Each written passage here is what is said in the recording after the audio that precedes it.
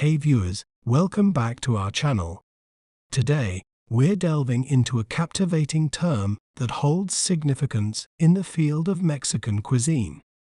Let's break down this word to better understand its meaning and pronunciation.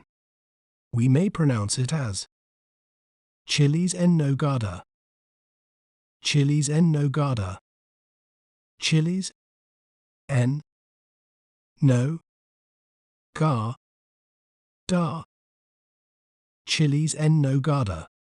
Chiles en Nogada is a dish of poblano chiles stuffed with a savory sweet picadillo, covered in creamy walnut sauce, and garnished with pomegranate seeds, symbolizing the colors of the Mexican flag.